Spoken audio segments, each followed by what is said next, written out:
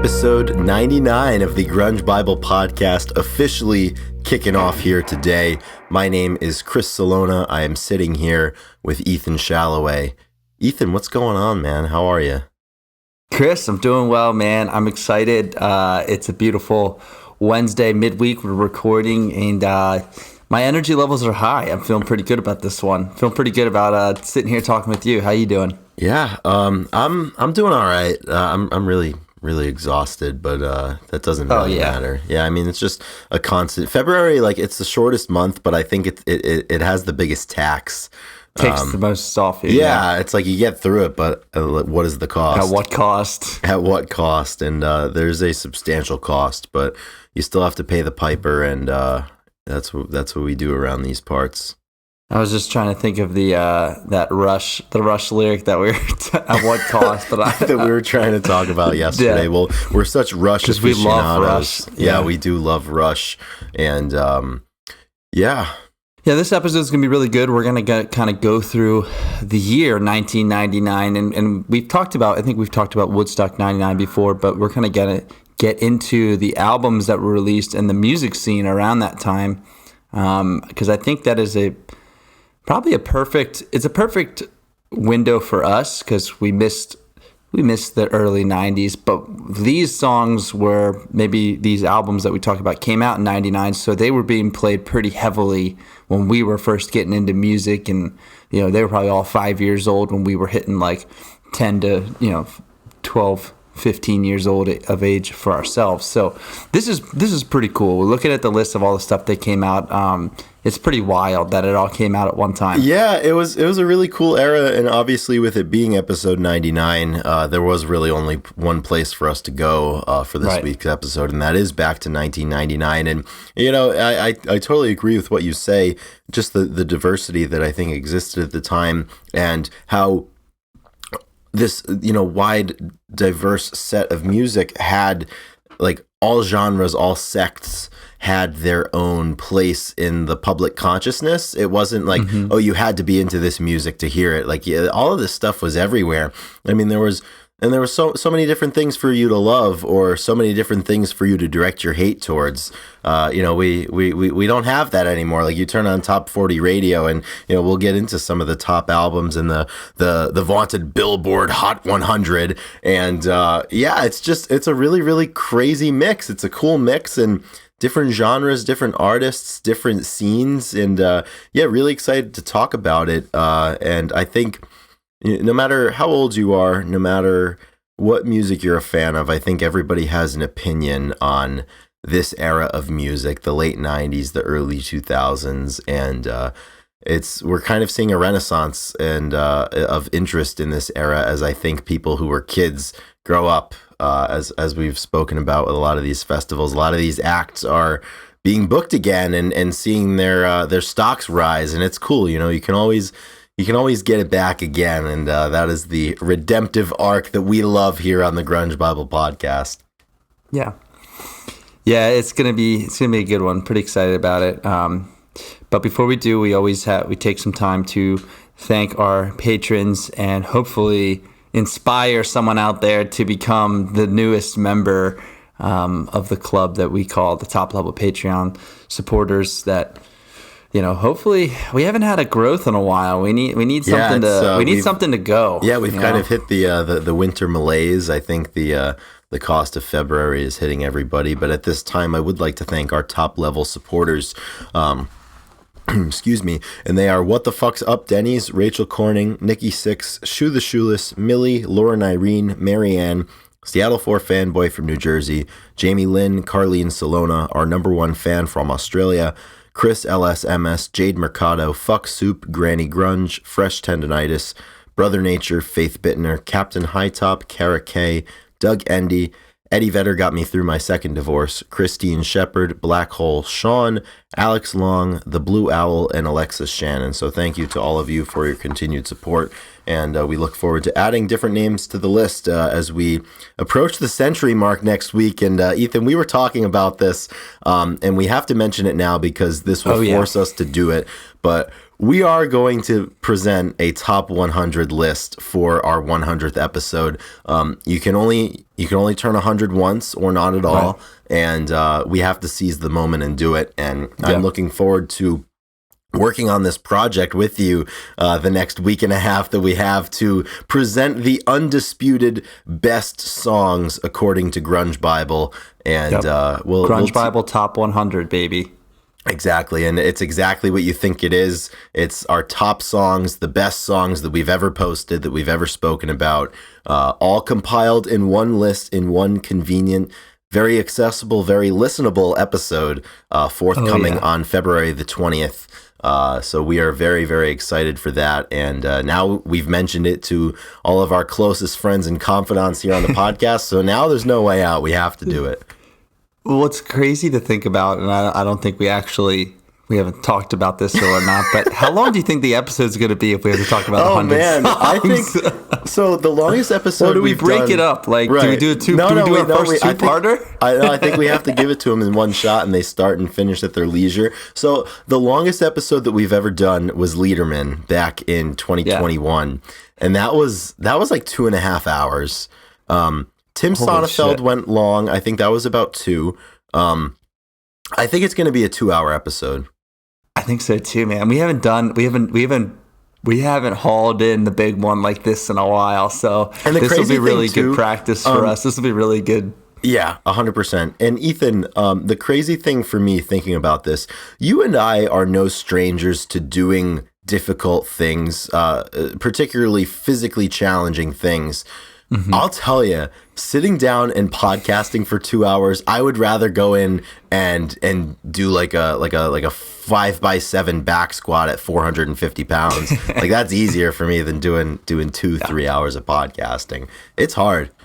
I know. We're definitely going to take breaks. We're definitely going to be like, we'll come right back. This is why we pay our producers, so he can produce us. So it'll be no big deal.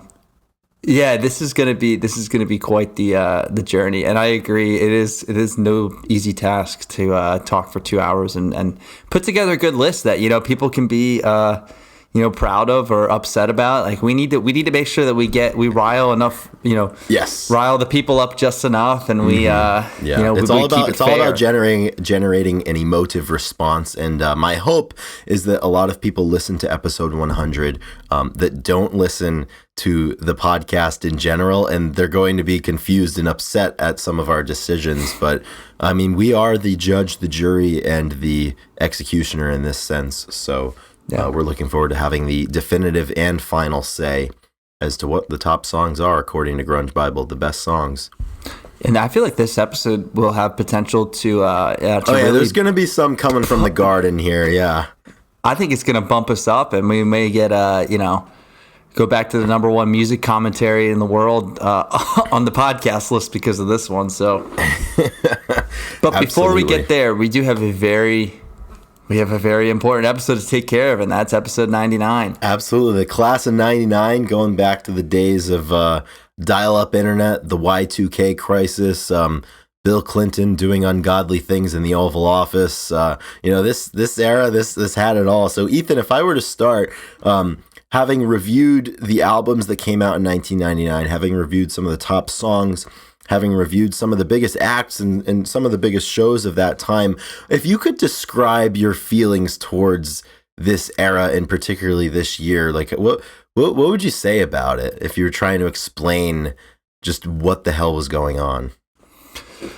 Well, I don't want to use the word nostalgia right away, but it is going to take you back to, like, I even saw like some Backstreet Boys and some boy bands that were coming up, and although that wasn't my cup of tea, like it was real back then. It was big, and they were releasing stuff. I mean, Eminem was releasing, and I mean all the 90s rap, and I would just say that I'll say it, dude. I think this might be the best time of music, the late 90s. Actually, I think I might like it better than the early 90s. Better than 91, huh? Better than 91. I don't know, man, because we have all that stuff from 91. Like when we're in 99, you have all that stuff to go back to and all that influence. They're still going, but we have this.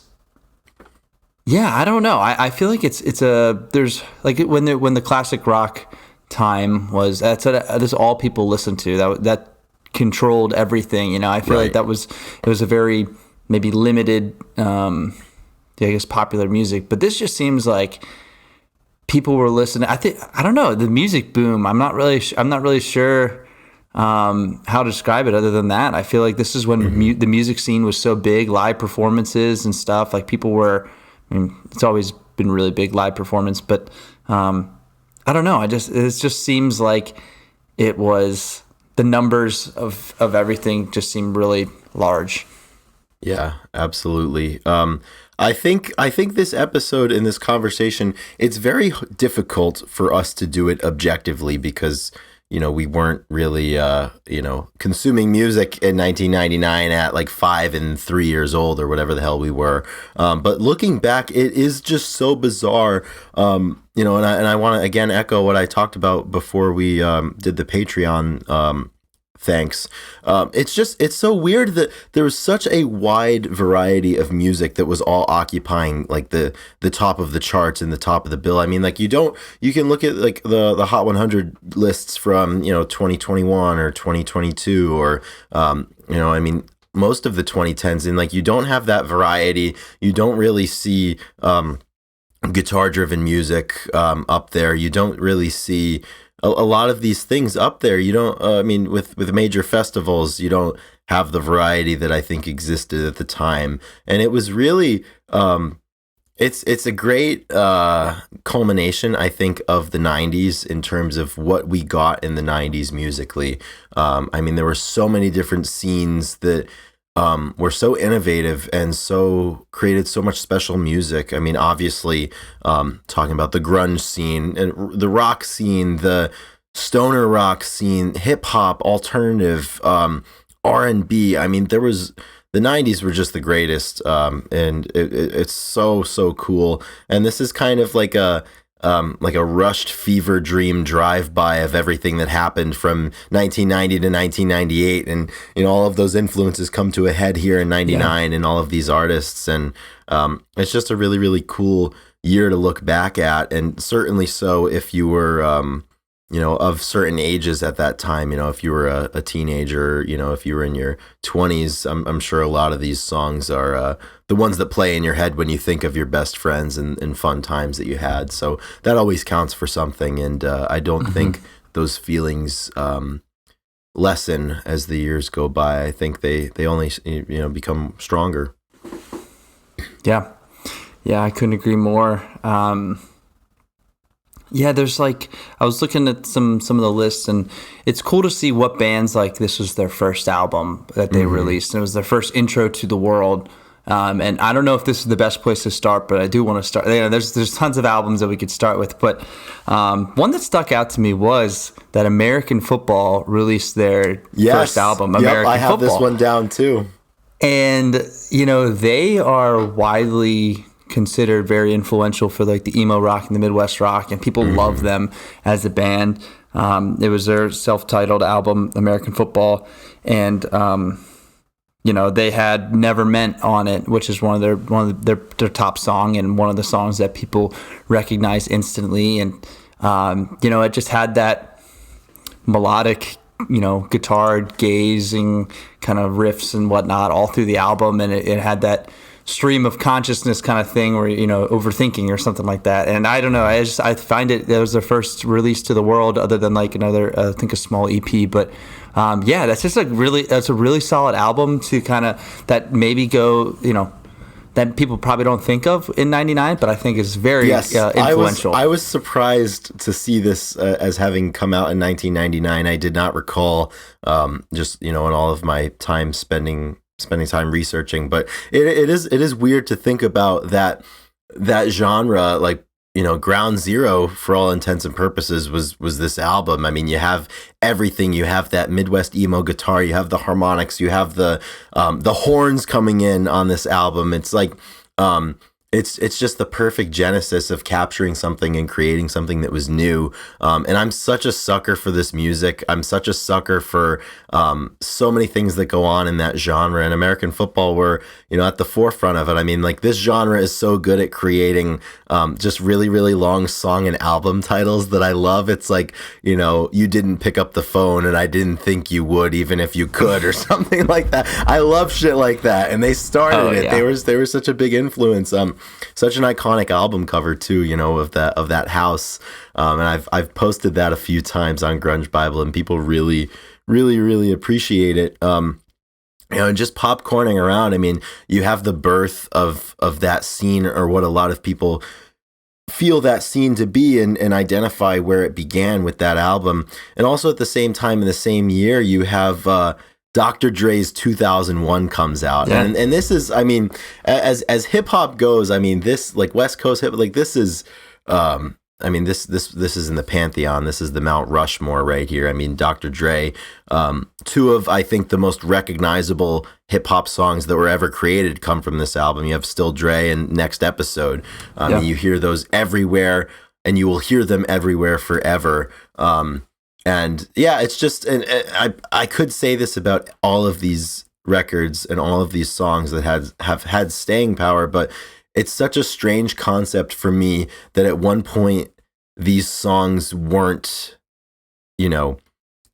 iconic because they were new. They couldn't have been iconic because they had just been born. Like, I struggle to understand, like, hearing the Next Episode, for example, and smoke weed every day at the end, and not knowing what that was, or not instantly knowing the song. It's something really, really, really strange for me to think about as somebody in my mid-20s right now. Yeah, that album, when I saw that on the list, and I kind of thought the same thing. It's like, that must have hit once it hit the airwaves, like, it really must have changed. I don't know. It must have been so just inspiring for a lot of artists. A lot of stuff that comes out for the next 10 years. That was a good one, and I don't think we'll spend as much time maybe on the rap and the boy bands that have albums coming out, but it is worth mentioning because it's very important for the scene.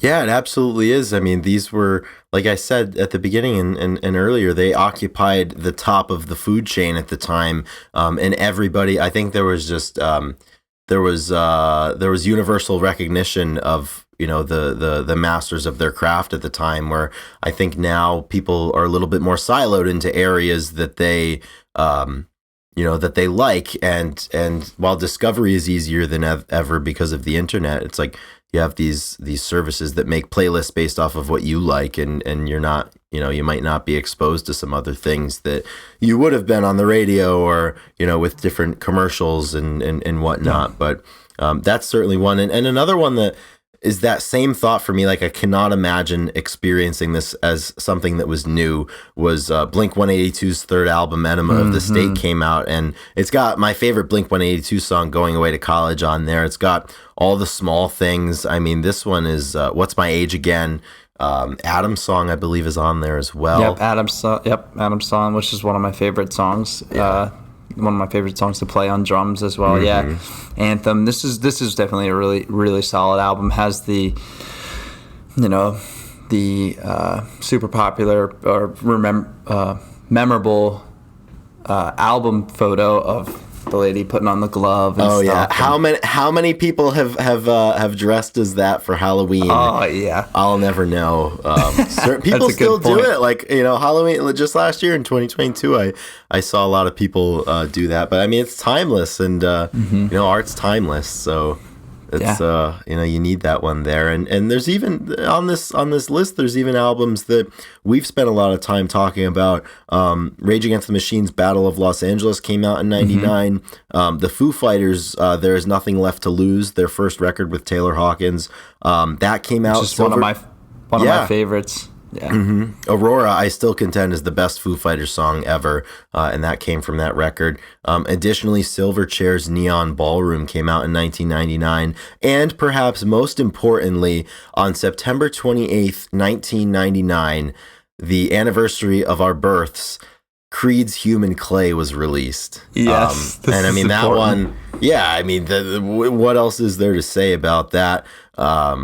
I mean, that's another dynamo. Whether you love it or hate it, you know it. I mean, is it the best album that came out that year? It might be. I mean, I think it puts a lot of these to shame. And it's Creed and Human Clay. They're the exact personification of that quote. I think it was said regarding art, but it's like, the opposite of love is not hate; it's indifference. I mean, people love or hate this. I mean, I couldn't tell you. We post Creed. We post it frequently. We post memes about it. We post, testimonials, if you will, about it. And I don't ever remember anybody commenting like, "Yeah, this was fine. Like, it's good." They're either like, "Yeah, man, Creed fucking slaps, and you're a turd if you don't think so," or you're like, "Oh my god, like this is what death sounds like." People have opinions about this stuff. People care. People care about Creed one way or another, And they assume that we want to hear it. Oh, yeah, which is really important. Yeah, I definitely want to hear their opinions. Another one that I think we forgot to mention, Red Hot Chili Peppers' Californication came out in 1999 as well, which I think... I don't love the Chili Peppers, and I feel like by this point they were well into their era of releasing Red Hot Chili Peppers albums that sounded like Red Hot Chili Pepper cover albums. I mean, they do what they do.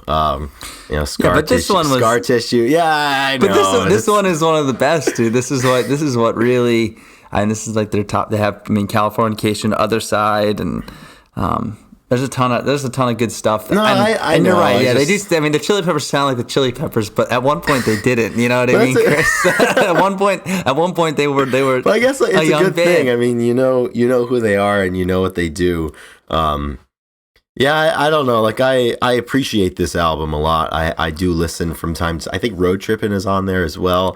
The Chili Peppers are never for me. Like, last year they did the big tour as big bands do. And I remember people were like, "Oh my God, dude, are you going to the Chili Peppers?" And I was just like, "No, I'm not going." I can't pay money to see it. Yeah, I don't know. Yeah, I think I have a softer spot for the Chili Peppers because you totally do. Yeah, and this is part of me. It would be such a novelty, and it's not necessary for me to rail on them. But I mean, this is what happens. If I had to this is gonna sound maybe off the wall, but like, if you had an opportunity for me to see the Red Hot Chili Peppers right now or Pearl Jam in their current state, you're picking Chili Peppers. I've never seen the Chili Peppers, and okay. I mean, everybody's getting older, but I feel like the Chili Peppers are still kind of crazy, and I don't really know what to expect. There's a novelty behind it that I do want to see them. That's fair. At some point. I understand. Yeah, I don't know. They're all like, we got Flea and Anthony, and like they're just kind of, you don't know what they. I don't know. They're loose cannons in a way where I don't know. I know if I go to Pearl Jam, I'm going to get an extremely, an awesome show, but. But then again, Chili Peppers could be super disappointing if I went. Yeah, I mean, who's to say? And it's all, at the end of the day, it's all a matter of taste and it's all subjective. But I respect that. I understand that. Oddly enough, because I know in 2022, last year, Ethan, we tried and we failed a couple of different ways to get Pearl Jam tickets, and then at the end of the day, we're like, you know what? Like, we're fine. I'll tell you, the last couple of weeks, really the last week, I've been getting into the live Pearl Jam once again. Even some of their more recent live stuff from like the 2018 and 2022 tours. Like I've been hammering it, and it's kind of awakening the Pearl Jam in me. Yeah, I'm back. I'm putting the word out that we're back up. Put the word out. I love that. That's 100%. Good. I understand. I can see. We've been listening to a lot more Red Bar. I think we should talk about that actually. So last week we did do an episode all on Yield, and we got to Red Bar. And if you guys know this song, if you don't know this song, you should go listen to it.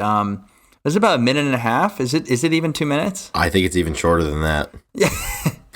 And it was one of those songs that it's, we talked about it as a filler, but then, over the weekend something happened and we found ourselves sending it back and forth and listening to it, and it's moved up in its fame for us. And I think that, I don't know, how would you describe Red Bar now? Well, I mean, I'll describe it exactly how I described it to you over the weekend. I mean, this is just 1 minute and 6 seconds of pure listening bliss. But I was away with some friends, and we happened to be drinking heavily. And for some reason, I think it was because it was like the day before that we had recorded the podcast, and I was listening to Yield a lot that week.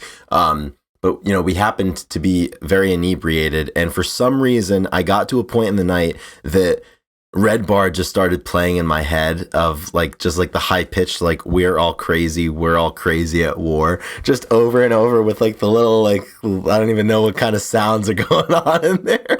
It sounds like a one-man band. It sounds like they got an old guy that's doing everything, and he's stomping his feet, which is making the hi-hat go and doing all this shit. He's really just like a man about town making things happen. But yeah, it popped into my head, and I remember I texted you.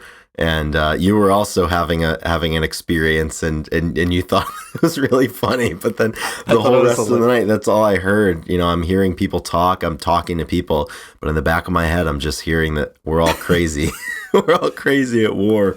Yeah, it's really, really important. And the best part, I've been using Reddit a little bit more lately, and in the aftermath of this experience, I was on Pearl Jam's the Reddit Pearl Jam page. And somebody posted about Yield, and they were like, what's your favorite Yield song? And somebody had already put Red Bar, so I had to reply. I was like, I came here to say this. That's awesome. Best song on the album. Dude, it's so good. I just pulled up the text that you said. I won't read it, but I just looking at it, dude. The fact that it came, this sentence of words came in that said that you were listening to Red Bar just blew me away. It was just so random. But it was so important. An album that I don't want to or a band that I don't want to overlook here that has a very, just a very important song that came out was Smash Mouth. And the Astro Lounge out in 1999. And of course, we get All Star. We get one of the best songs, something that Shrek, it's a synonymous with Shrek, one of the best movies of the early 2000s. It was in a Major League Baseball video game that I remember. I didn't own it. I rented it from Blockbuster. It was I forget what it was called or what year it was, but that was the theme song and the little trailer that plays at the beginning of the video game. It was set to All Star, and I remember hearing, I was like, this is the coolest thing I've ever heard. I need this in my life. But it's crazy. There's so many songs from this era that you're just not going to kill. You cannot kill these songs. I think All Star is always going to be known. 2001 by Dr. Dre. Those songs are always going to be. I mean, it's in 1 year all of these songs. I don't know. I struggle to think that there's going to be an era that college kids aren't going to be singing all the small things, at the TV timeout of the basketball game on campus. It's just some of these songs, I think they're just going to exist forever, which is really cool. And not every era can say that, and certainly not every band can say that. And there was a lot of that going on. Really, really great albums. And I have to say, you get a better feel for the diversity of this year when you take a look at the Billboard Hot 100. And there's some faces that we haven't spoken about. There's some repeat offenders that we have spoken about on this show. There's a really, really great variety. But what do you think? I can list off some of the top 5 songs at the end of the year on the Billboard Hot 100. That's a good start. Let's hear the top 5. So the number one song of 1999 was. We'll start at 5. Okay. Yeah, we did this once before. We got to start at 5. Right. Yeah, I like to just cut to the chase. I skip the foreplay and just get to it. But all right, so number 5. Naturally, Britney Spears makes an appearance with "Baby One More Time." Yep. And that's another one that is something that I was struck by. And this is a really stupid observation. It might sound stupid. It might sound profound, but so many of these songs sound like there's no other year that they could have come out in. Just, I don't know if it was the way they were produced, the way they were written, the way they were created. It's just like, I couldn't imagine this song coming out now or earlier. Like, it's just, it's perfect for the time and space. And like, as a celebrity or someone in these bands, the boy band or like a young girl during this time, the way that you were a celebrity is, different now. I'm probably because of social media now and how it's changed. Make a pop record. Yeah. And it's interesting, Britney Spears, because of her, like her life arc and like the way and what she's been through and like what she's come around. But like during that time, dude, like she was like a global the biggest, phenomenon. the hottest. Yeah. And like young, she exactly. was like, I mean, yeah, I think she was 18. Yeah. Like, unreal. That's crazy. Yeah. And everybody loved her. She was huge. Yeah. And, we have people like that now, obviously, but like, I don't know. Those the 90s, like celebrities, like the way people looked at, the Backstreet Boys and those guys and fanboyed over now, those. Like, it's like now we have like the new big things then are now old, and it's just the passage of time that does that. But it's crazy. I mean, that song, I remember being a kid, that was everywhere. That was in TV shows. I wasn't like super into it, but like I get it. Not my cup of tea. And moving up to number 4, like there's a few songs on this list that like I honestly don't really remember. And number 4 is Whitney Houston's Heartbreak Hotel. This is one that I didn't really remember. And I was surprised. But it's Whitney, I guess. So, I was surprised. I guess that Whitney Houston had a hit that high. I mean, like I said, like that's a comment that somebody who just wasn't really, listening to music back then, could make, and that's why. But same thing with number 3, Monica's Angel of Mine. I definitely does this one ring a blank for you, Ethan? Yeah, it does. And I mean, this is sometimes the Billboard Top 100 just doesn't mean shit. I mean, if All Star's not number 1, if Arms Wide Open's not on there, like we know that these people aren't, they don't know. We know it's a sham. It's like Pitchfork. Yeah, exactly. I mean, you can't tell me that, all the small things shouldn't be up there. But yeah, so the list is a little different. Actually, I'm not sure about that song either. But, we move on, right? Yeah, we do move on, and number 2, the runner up is TLC. I mean, exactly what we're talking about, and it's No Scrubs, which for me, absolutely, that's a good one. This is a hallmark of this era, I think, in TLC, as they were, a hallmark of that era, and one that I don't think persists.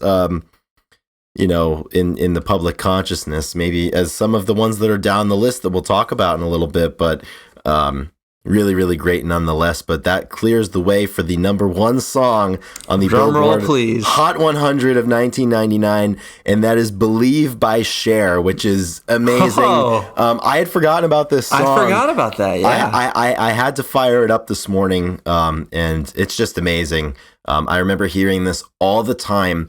So my grandparents exclusively listened to a station in Rhode Island. They still do, called Light Rock 105, and it's exactly what it sounds like. It's not cutting edge. It's not really going to send you anything that's new. But this song, Believe by Cher, I swear to fucking God, plays every single hour. Like, I remember being a kid, like, with, like, my grandfather or grandmother, like, we're going to church, or, like, they're driving me to soccer practice, and Cher's belting out, asking if you believe in life after love.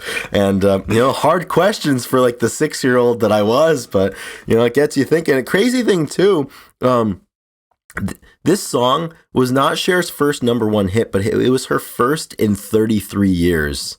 I mean, that's pretty incredible. Like, you go, like, 33 years is a long time, but to have a 33-year gap. She said, Chris? What? She said, put the word out and let everybody know that I'm back. That's what she said. You to put the word out. I want you to put the word out.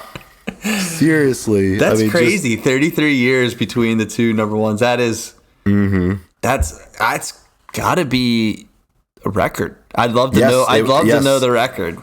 It is the record. It's the longest gap between number ones. That's awesome. And it goes back. The previous number one was "I Got You, Babe" by Sonny and Cher, the vaunted power couple that's great. Went on to be a powerful not couple. But yeah, really, really incredible. It's a classic like late '90s like dance anthem. Like, I mean, she's got those like that like booming deep vocal performance there, which I mean, you gotta love Cher, right? Yeah, that. I need to listen to more Cher, I think, believe it or not. Yeah. So, I need to go back into it. Mm-hmm. I think my favorite thing about this top 100 list, Ethan, or Hot 100 list, is the number 8 song. And Ethan, I just want to live in a world once again where a song like Every Morning by Sugar Ray can be one of the top 10 songs of the year. Yes. Oh my gosh, that is a good one. Yeah. I agree, dude. I miss those times. Shit. Oh my goodness, yeah, there's nostalgia kicking in and stuff. I was getting some smells of spring the other day and some of the dewy stuff, and it kind of took me back to waiting for the bus in elementary school, and kind of like, when Every Morning was playing, like it's just like like the way songs. The air smells, the way the sun's hitting the pavement. For a while, I remember when I was younger, and people would say like, you go to places and certain smells take you back, and I always found that to be interesting, and maybe I didn't understand it because I hadn't lived enough life to really associate. It's easier to associate what you see, but associating smells and having stuff like that take you back to when, like a very specific, like playing outside when you were 7 years old smelled a certain way, and oh man, it had it all came back. It was really cool, and Every Morning, there's certain sounds and the songs of those times. That little guitar lick at the beginning was one of the first guitar licks that I learned that I thought would like make it sound like I actually knew how to play the guitar when I certainly didn't, and I still don't. But you can still break out into some Sugar Ray. See, I think we are, kids right now are learning to play guitar, and their first thing should be to play Sugar Ray, but it's not anymore. No, they want to play some Machine Gun Kelly. Yeah, back in the day, like when you went to learn guitar, the songs that you were learning were, these songs, absolutely. Red Hot Chili Peppers or some human clay if you were so inclined. Need to break out into some of that. That's certainly a highlight of this list for me. A couple other highlights for me. The Goo Goo Dolls were here a few times. Their top performance on this Hot 100 of 1999 year-end chart was Slide, which is just, classic song. Checking in at number 13. I believe Black Balloon and Iris were also on this list, although I think Iris had peaked higher in previous years, because that was one of the biggest songs in the world. And there was a time, Ethan, that on all radio, Iris was the most played song ever. Wow. Yeah. Which you think about it, it got significant airplay on like just about every single possible format. Top 40, it's in rock, the middle of the Venn alternative. diagram. It is in the middle of the Venn diagram. It plays everywhere. You could play it, and the rockers will cry. Exactly. Everybody loves it, man. Yeah. I went through an Irish stage. I went through the Goo Goo Dolls stage. It comes down to what John Renzick said. You bleed just to know you're alive. Oh man, dude, Goo Goo Dolls, they may be the perfect band to spend like a small amount of time with and get the most out. Like you may be able to squeeze and get the most juice out of such a small time when you go there. Dude, I'll tell you, front to back, A Boy Named Goo and Dizzy Up the Girl. You can't miss, and it just it's songs like that transport you back to older days, or if you're too young, they transport you back to what you think the older days were, which, for me, like I wasn't even alive in 95, but you listen to A Boy Named Goo, you listen to Name, and you're like, shit, like I'm back in 1995. A Boy Named Goo. It's really good. It's important. And the Goo Goo Dolls, they still play, you can still see them live, and they still rip, which is great. We're due for a Goo Goo Dolls post on Grunge Bible, I think. Another song we spoke about earlier. I'm surprised to see it this low on the list. I think it should be a top. I'm surprised it wasn't in the top 10, but it is All Star by Smash Mouth, which what number checks was in it? at number 17. 17. Yep, exactly. That's good to know. At least it got some recognition in the top 20. Yeah, if we did a redraft, I'd move it up, of course. Oh, yeah, 100%. Yeah, we can atone for our sins. And another one, really, really funny case here. On the year-end Hot 100, there is a Pearl Jam song listed, and it is their cover of Last Kiss, which is I think it's like a Wayne Cochran original from the 60s. And they recorded it, and they released it as a single in 1999. And their cover of Last Kiss peaked at number 2 on the Billboard charts, which was their highest charting song ever, which is really, really funny because it's completely antithetical to what I consider Pearl Jam to be, and it's a cover song. And it checked in on the year-end list in 1999 at number 23. Wow. Fun fact about Last Kiss, that was when I played guitar, that was the first song I played on guitar. That's the first song everybody's played the guitar. I know. It's funny because I could play Last Kiss, but that's it. Dude, it's like four chords. 4 chords in the truth. There's a G, there's a C, and there's a D, and then I think there might be an E minor in there that really get advanced on you. Yep. But I mean, it's classic. Yeah, that's the easy one. Charted number. What'd you say? Number 2. Sometimes it doesn't take much. And I'm glad that they made their way into the top 25, but it climbed all the way up to 2. The next part of this, I was going to say there's a few more. I don't know if you're going to keep going on the list, but there's a few other albums that I saw that need some recognition. Really not surprising, but one of my favorite albums by the Counting Crows came out this year. The Desert Life. This Desert Life, 1999, right? And we got Hanging Around. We have one of my favorite songs in Mrs. Potter's Lullaby. Yeah. Colorblind is on there, I believe. Oh, yeah. So I would have. We love the Crows, man. We do love the Crows, and we are in winter, and it's peak Counting Crows season. Yeah, and man, it's. I don't know if it's my favorite. It probably is my favorite album by them. I mean, I had it downloaded for a while on my phone and stuff, and was listening to it. That one's really good. Everything You Want by Vertical Horizon was that year. Maybe a one-hit wonder, one song, but damn, I do love that song. I love listening to that. So had to bring that one up. And then, did you listen to the Bloodhound Gang in high school at all? I don't even know what the Bloodhound Gang is. You don't? You know the song Bad Touch? I don't think so. You probably do. But their album Hooray for Boobies came out that year, and oh my god! And the song is Bad Touch that everybody knows from them. That's very unapologetically late '90s, there. Hell yeah! Oh yeah! It's the album. All the titles are kind of. It's funny. You should spend some time in the Bloodhound Gang. Mm-hmm. I can't believe you didn't hear that. That was that was peak middle school stuff. Bad Touch was it's like maybe I have, but sexual I've blocked it exploration when you're 13 years old and shit. The Awakening. Do you remember, Ethan?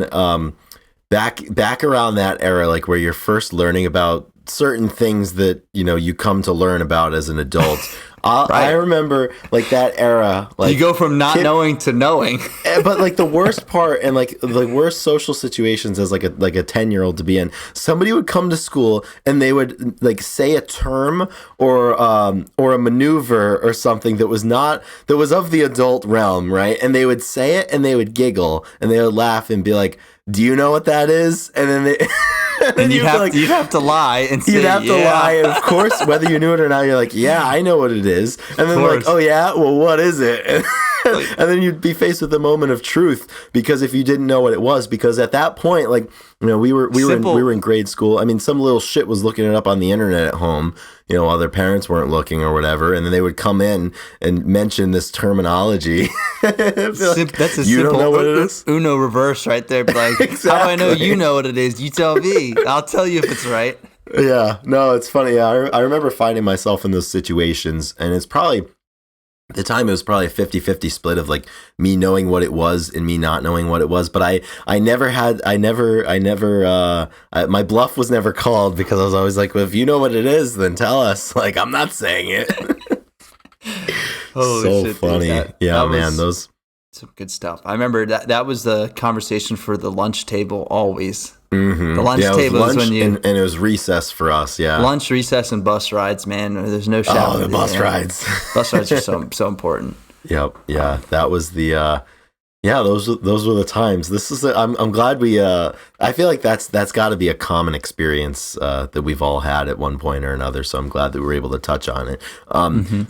I want to mention a few other songs from this Hot 100 list, because I think the greatest part about this is kind of something that I feel like is like there's some names section that, like, you know, I've forgotten about these. And like, I remember, you know, I'm scrolling down this list and I get to number 28 and like, I completely forgot about this, but checking it at 28 is What It's Like by Everlast, which is just absolutely amazing. This is like a classic song. Like, I don't know, you just think of like a white dude in baggy pants, like listen to this song, like, you know, this is a song with the Vertical Horizon stuff. Yeah, like I learned how to play this song at one point, and I had completely forgotten about it. And like, I'll always get down to this song. It's like, you know, it's got a great message too. You know, Whitey Ford sings the blues. Oh yeah, that's solid. That's really good. Mm-hmm. I also think it wouldn't be a 1990s top charting list if Lenny Kravitz didn't make an appearance, and he's checking in with "Fly Away" at number 29. And I remember hearing this one when I was a little kid in the car. Yeah, it's got that like crunchy guitar. I mean, it's the Krav. It's Lenny. Come on. This is definitely, this is right in the zone, dude. The turn of the century zone. Yeah. Man. Yeah, this is the nostalgia zone for me. Like songs like that. Yeah, like going through like all the albums that came out. It's just crazy how, it's just so funny. You just have like Mary J. Blige, the Backstreet Boys, freaking DMX, Dido, Fiona Apple, Britney Spears, Slipknot, you know, Korn, Destiny's everybody's Child. Wilco, Tom Waits, Destiny's Child, and, you know, Incubus, just whoever, you know, Built to Spill, Foo Fighters, Nas, just very. And then one of my favorites, they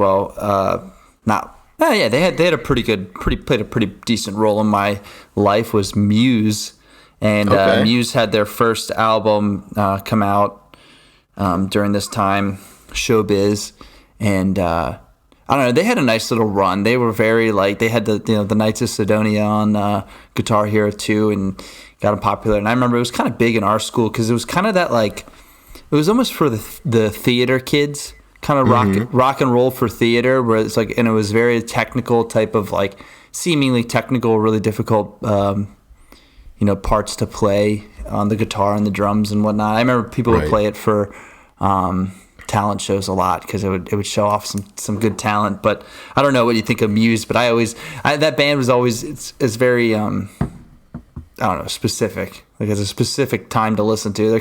They're really interesting, but they're kind of cool at times. Like, yeah, 100%. I have to say, the last song that I want to mention in this conversation is the one that made me the most angry. Not because I don't like the song. I quite enjoy this song. I love it. But I am just really, I'm fucking pissed that it's not higher on this list. It's only at number 51. She's So High 50. by Tal Bachman.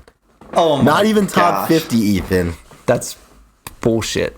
Yeah, absolute bullshit. I mean, you want to know, like whoever the creators of these lists, you want to know that's with Every Morning and yeah, they're not clued there. in. I mean, my top 10. I mean, it's got to be like Faceless Man by Creed, Every Morning, All Star, She's So High, and Slide. Like that would be my list. Yeah.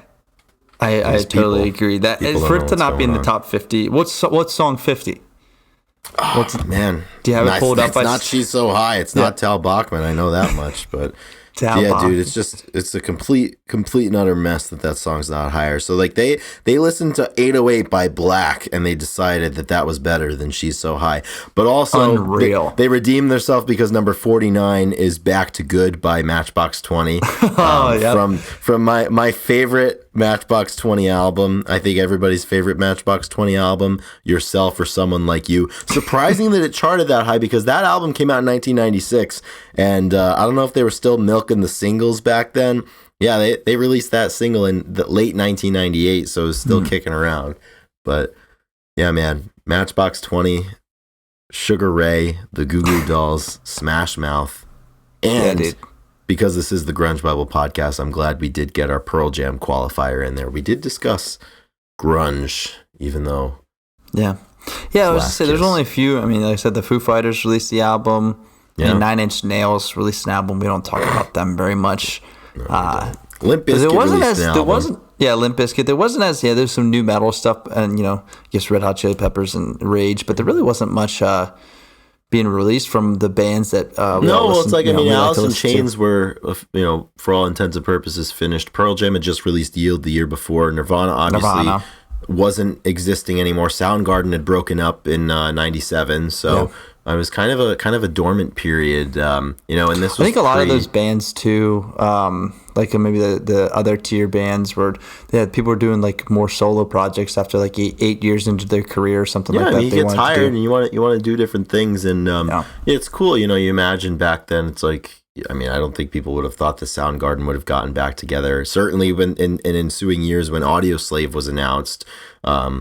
Yeah, I mean, same thing with Rage. I mean, Rage breaks up after the Battle of Los Angeles, and here they are. Like I said at the beginning of the episode, everything always comes back. It's a nice redemption arc. Yeah, absolutely. That's all about. Yeah, man. And then also in the same year, we have to talk about one of the biggest concerts. Maybe concert failures, I guess you could say. Complete and utter failure. Absolutely, failure. Yeah. The 25th anniversary of Woodstock in Woodstock 99 happened, and obviously, have we done a full episode on this? I can't remember. We've spoken about it, and this just goes to show you how bad we are at strategic planning of this podcast, because when that Netflix special came out, I mean, we should have rush delivered an episode on Woodstock 99. Exactly. We should have conducted an emergency podcast, and Did you watch it? Were you able to watch? Yeah, I watched it, and it's funny for me because like that. Previous to watching that documentary, without having really read up about the festival, like it was just like meme central of like all of the ridiculous bands that were playing. But like afterwards, like my perception of it completely changed, just because I learned the extent of the horrible things that people were doing to one another at that show, the extent of the neglect for the concert goers, the extent of the complete disregard of people's humanity and right to not be violated in horrible ways by strangers, how disrespectful the crowd was to a lot of the performers, like really just one of like the most unhinged, like Lord of the Flies type scenarios I think we've seen in live music. But yeah, really strange. You watched the documentary, right? Yeah, it was definitely wild. Definitely wild how you overbook, and like it's just the overcrowdedness of the whole thing led to that, like, and obviously the heat, but like something simple as like, and then same thing happened with like the Astro World or whatever the tour was back a year ago at Travis Scott. Yeah, like, and just like overcrowding just leads to just every problem that you can. It leads to prices going, money going up, prices going up, heat, like just irritability between people, and then once people lose their cool and they start going against each other, then anything can happen, and that it goes to show you, like, I mean, like the mob mentality, or more so, it's like when things start going off the rails, like people all of a sudden behave differently because they're like, they can get away with things that they wouldn't otherwise be able to get away with. I mean, from the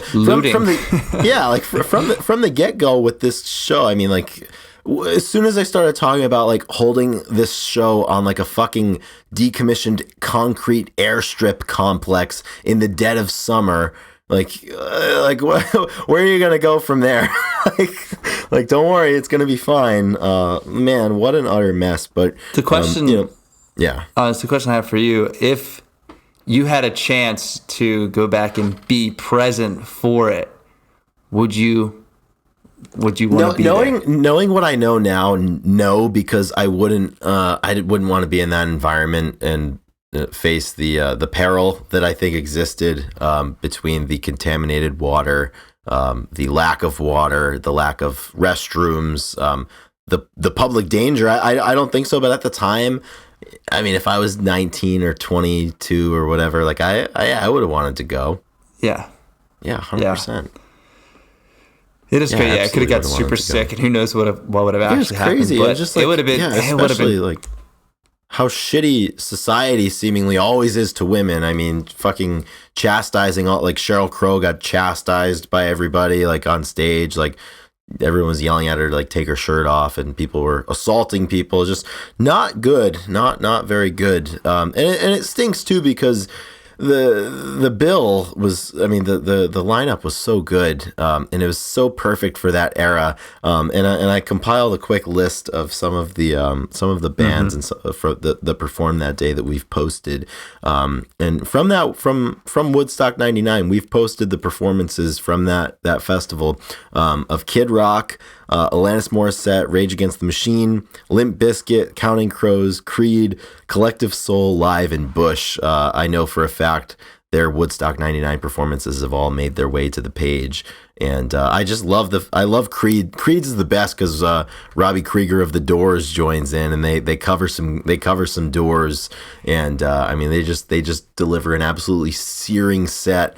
Scott's got the white dress shirt on and the blue bootcut jeans, and it's the perfect encapsulation of the era, my opinion.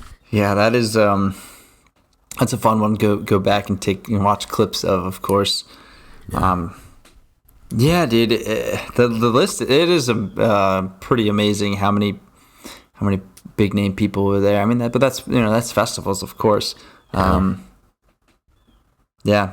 That's a good one. I would have enjoyed seeing a lot of those bands. I don't know what it would be like to be in a Limp Bizkit crowd, to be honest, though. That would be pretty... It's got to be different now. I mean, Limp Bizkit circa 99. That's what I mean. When break stuff comes on, I mean, shit. I don't think, like... I like to consider myself to be pretty able to hold my own and conduct myself in various environments. I don't think I have what it takes.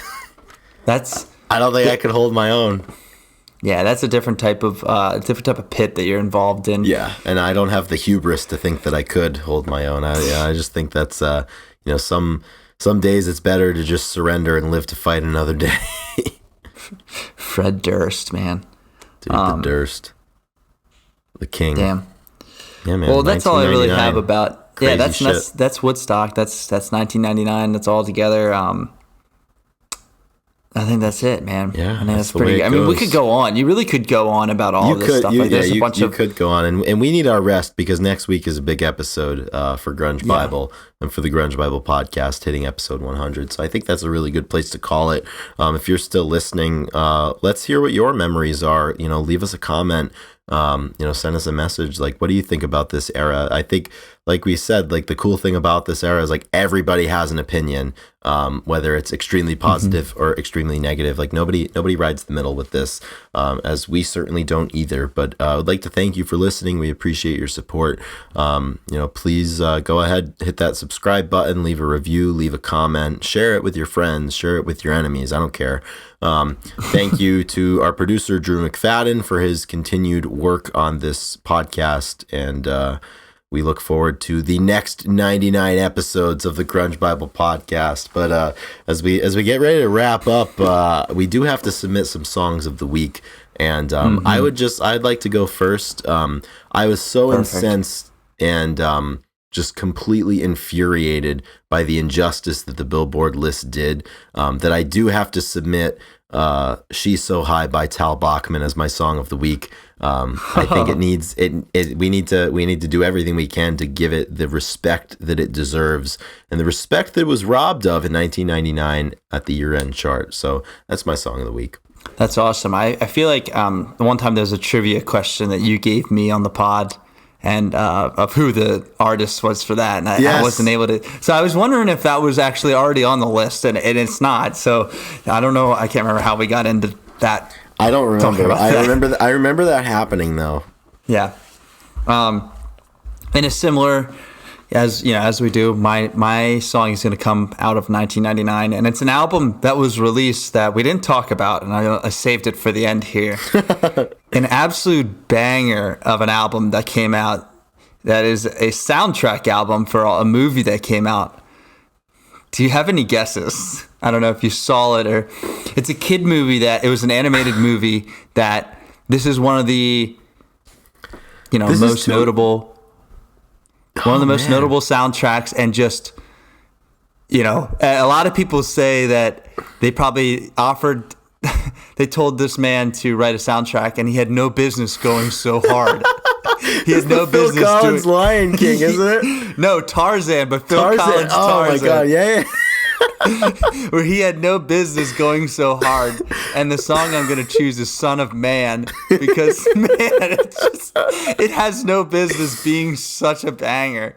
Oh my God, dude, that's fucking amazing. Thank you for bringing this up because I forgot. I've seen so many memes about that. It's like, hey Phil, like we just need like a little little something for this animated movie, and he's like, don't you worry, I'm going to create the greatest collection of epic music ever.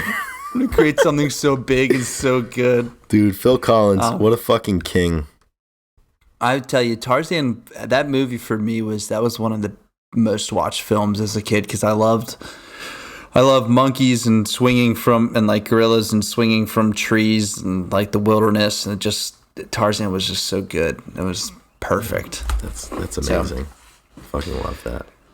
Yeah, so 2 great entries. That wraps it up for episode 99. Yeah. A lot of good stuff. Go out there and listen to your favorite songs of 99. And thank you for making it to the end of the podcast. Yeah, thank you. And in advance of episode 100, both for you, Ethan, for myself, and for everyone listening, make sure to get proper sleep, hydrate, and come ready to play because we'll be ready.